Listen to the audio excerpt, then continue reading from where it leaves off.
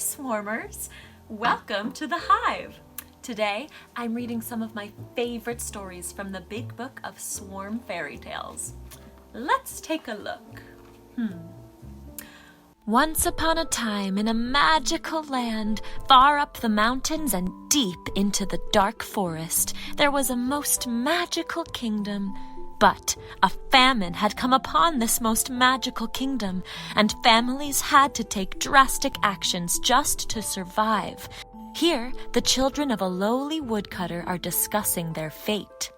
I'm telling you, I heard our stepmother tell her father to take us into the woods and abandon us. Oh no! What are we going to do? I'll come up with something. Hey kids, we're all going on a long walk tomorrow, so please get your sleep.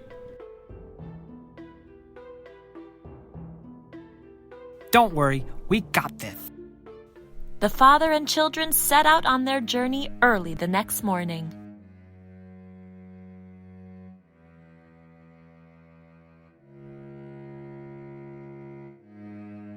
Okay kids, take a seat here. I'll go find some firewood and we can all have ourselves some lunch. But the children knew their father wasn't to return. Okay, Gretel, now all we need to do is follow the trail of bread back to our village. The trail of bread? I picked up every bit that you dropped, see? We are a zero-waste family. So the children set off to find a way back to the village without an idea of what direction to turn. After a long journey through the mountains, they finally see something. What is that through the clearing there? Why, it's some sort of crazy-looking house. Wow, the house is made of candy. I'm starving. So delicious. Oh my! Why, it's the loveliest and most delicious looking children! Please come inside and fatten yourselves up. Please sit at the table and help yourselves to as much food as your little stomachs can fit in them.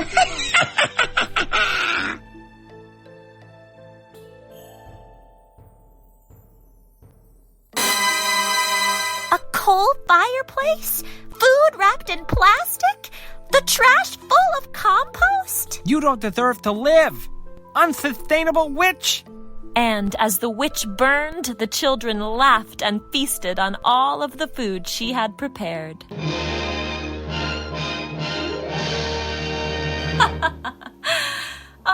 What a wonderful story.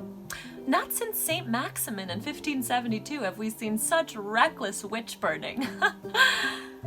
So what did this story teach us, Swarmers? Don't screw with our children's future, or you just might get cooked in an oven. Oh, our next tale of intrigue is about kings, queens, and princesses, the wrath of a fairy, and an extended nap. Once upon a time, a glorious kingdom thrived for millennia before an aggrieved fairy cursed the newborn child of the king and queen. For your insensitivity amid the current crisis, I am cursing your kingdom for 100 years. The newborn princess will suffer a fate worse than death upon contact with flax. Ha! Your threats don't concern me. I now decree that flax be banished from my kingdom. And so it was. The king banished all things made from flax, and once again rested easy at night. But after a decade of banishment, the citizens grew restless. Bah! These polyester sheets are terrible. I agree. Why on earth don't we get silk sheets? We can't afford silk sheets. As the dissent grew, so did the disobedience, and a roaring black market trade of linen had begun. That was the best night's sleep I've had in ages. I am so refreshed. As more villagers used the linen sheets, the danger for the princess increased until one day, while she was walking through town. What a magnificent day! That material is interesting. What is it made of? And before the king's guard could stop her, she had touched a sheet of linen that had begun as flax and passed out on the spot, falling into a deep sleep from which she could not be woken. The king and queen were distraught and placed Princess Betty in a high tower to protect her while she slept. Too distraught to govern their subjects, they soon passed away from grief. The kingdom continued on, waiting for the day the princess would awaken as their rightful ruler. A full century passed when a heroic prince from a land far away arrived at the kingdom to find out if the stories of the sleeping princess were true. Upon seeing her resting slumber, his heart melted and he fell instantly in love. My love for you will span eternity. His eyes welled up as he gave her a gentle, in no way inappropriate for an unconscious woman, kiss on the forehead. My heart swells with love at such beautiful consciousness. And the princess smiled, rose up from her dusty bier, and moved over to her window and surveyed her kingdom. What has become of my parents? I regret to inform you of their passing. It has been 100 years since your slumber began, and they perished shortly after that fateful day. The physicians say, of a broken heart. The princess continued to survey her lands as tears streamed down her face. She screamed, "Cursed fairy! Show yourself! I have one request." The fairy appeared, puzzled with the summoning. My dear, I cannot bring your parents back to life. What are you talking about?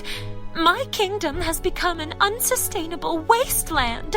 Pollution, plastics, fossil fuels. I want you to put me back to sleep for 100 years until my kingdom has stopped living so unsustainably. And the fairy resumed her curse on the princess for another 100 years in the hope that her kingdom would restore itself back to the glorious days of her parents' reign.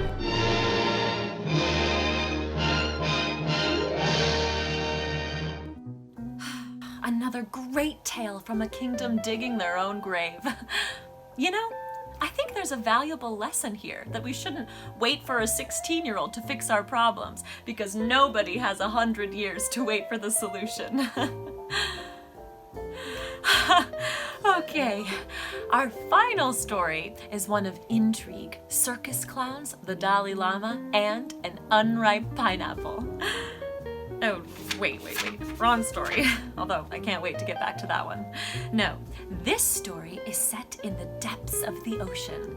No, not in the heavily copyrighted city of Bikini Bottom, but one that's much older and less susceptible to lawsuit. Far out at sea, the water is as blue as the petals of the loveliest cornflower and as clear as the purest glass.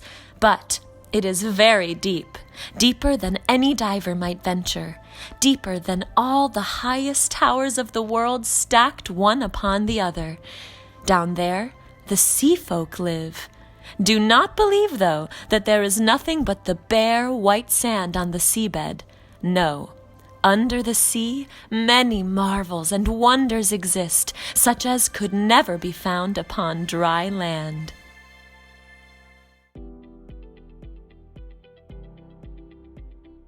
Look, over there. It's a whatchamacallit.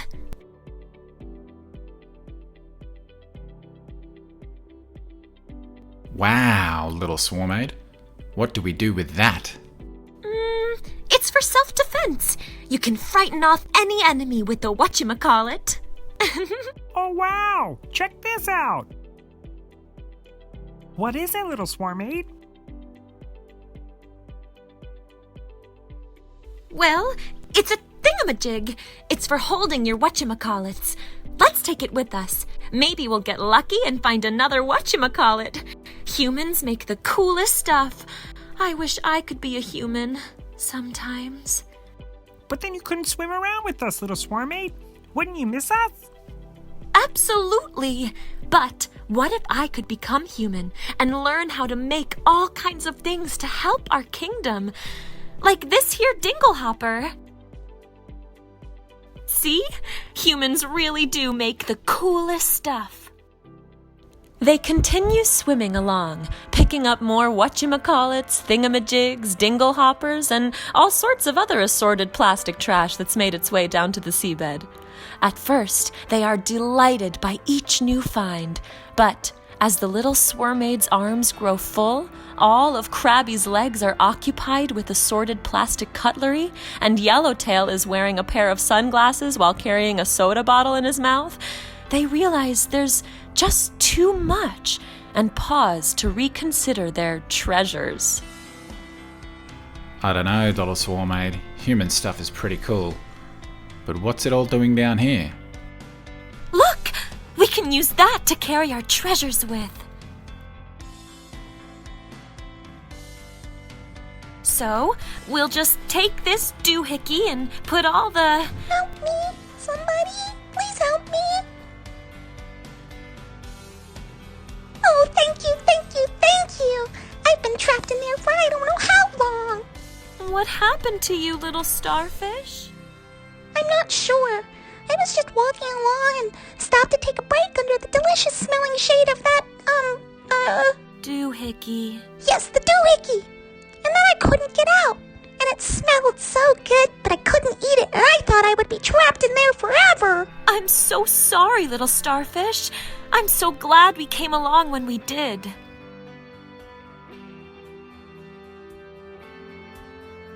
Little SWRMAD, what are we going to do now? I have an idea.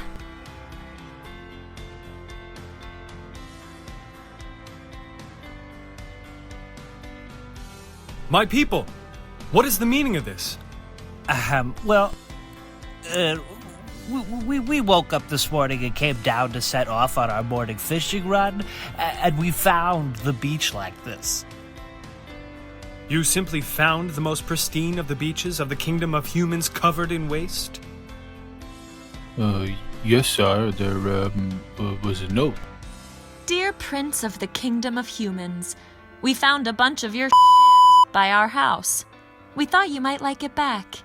Best, your former admirer, the little SWRMAD. And from that day forward, all of the trash found far out at sea, where the water is as blue as the petals of the loveliest cornflower, and as clear as the purest glass, where it is very deep, deeper than any diver might venture, deeper than all the highest towers of the world stacked one upon the other. All of the whatchamacallits and thingamajigs and dinglehoppers and doohickeys and things the sea folk no longer wanted to bother giving names to were deposited back on the shores of the kingdoms of humans, with loving notes admonishing them to tend properly to their garbage or be eaten by sharks.